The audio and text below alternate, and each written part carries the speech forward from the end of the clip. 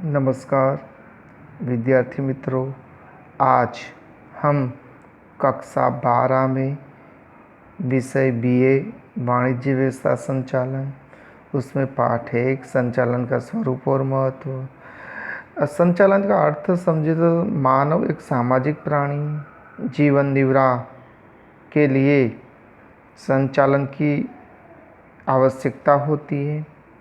संचालन अर्थात अन्य व्यक्ति से काम लेने की कला को हम क्या कहते हैं? संचालन कहते हैं।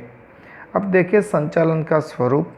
तो संचालन का स्वरूप में पहला पॉइंट है सर्वव्यापी प्रवृत्ति। संचालन सर्वव्यापी प्रवृत्ति है। जहाँ जहाँ मानव समूह होता है वहाँ वहाँ संचालन की आवश्यकता होती है। अभी तक हम ऐसा ही मानते थे कि औद्योगिक क्षेत्र में संचालन की आवश्यकता है। ऐसा नहीं, धार्मिक, कृषि, सेना में भी संचालन की आवश्यकता होती है। उद्देश्य लक्ष्य प्रवृत्ति। संचालन एक साधन है, साध्य नहीं। साधन का मतलब होता है कि साधन है, साध्य नहीं। तो साधन એટલે કે मुनाफा के हेतु करने वाली प्रवृत्ति।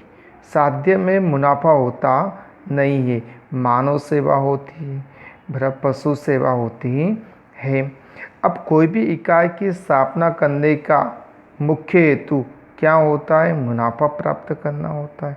मुनाफा प्राप्त करने के लिए अच्छा संचालन होना जरूरी होता है। तीसरा पॉइंट सामूहिक प्रवृत्ति। संचालन दो या दो से अधिक व्यक्ति के समूह की प्रवृत्ति है। दो या दो से अधिक व्यक्ति जब एक जगह पर इकट्ठे होते, अमुक उद्देश्य के लिए इकट्ठे होते, तब संचालन की आवश्यकता होती है। चौथा पॉइंट सतत प्रवृत्ति। संचालन सतत प्रवृत्ति है। एक बार आरंभ होने के बाद इसका अंत होता नहीं है। एक लक्ष्य पूर्ण हो जाने के बाद दूसरे लक्ष्य का संचालन शुरू होता है। ऐसे संचालन एक सतत व्यापी प्रवृत्ति है। पांचवा पॉइंट मानवीय प्रवृत्ति। संचालन में मानव का स्थान महत्व होता है। किसका संचालन किया जाता है? मानव का। इसलिए संचालन में मानव का स्थान महत्वपूर्ण है।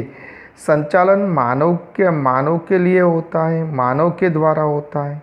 क्या होता है? मानव के लिए होता है, मानव के द्वारा होता है। इसलिए कहा जाता है कि मानव के लिए, मानव के द्वारा होने वाली प्रवृत्ति को हम क्या कहते हैं? संचालन कहते हैं। छठा पॉइंट निर्णय प्रक्रिया। तो संचालन में निर्णय की आवश्यकता होती है। कोई भी तेजी का समय हो, मंदी का समय हो, तब निर्णय संचालक को लेना पड़ता है। सातवां पॉइंट विज्ञान, कला और व्यवसाय। जैसे विज्ञान सिद्धांतों के ऊपर आधार रखता है, ऐसे ही बराबर संचालन अमुक नियम और सिद्धांतों के ऊपर आधार होता है। कला के अंदर बुद्धि, चातुराई, समझ आदि आवश्यकता होता है। ऐसे संचालन में भी बुद्धि, चतुराई, सूझ की आवश्यकता होती है।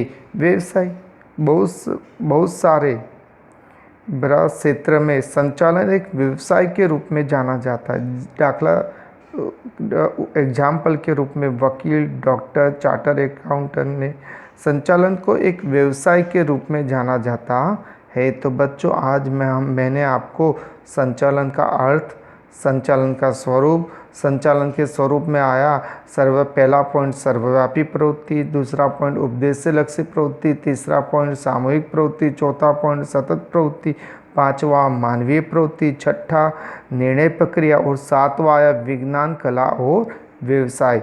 तो आपको बच्चों किताब में देखकर संचालन का अर्थ और स्वरूप को क्या करना है? याद करना है। धन्यवाद।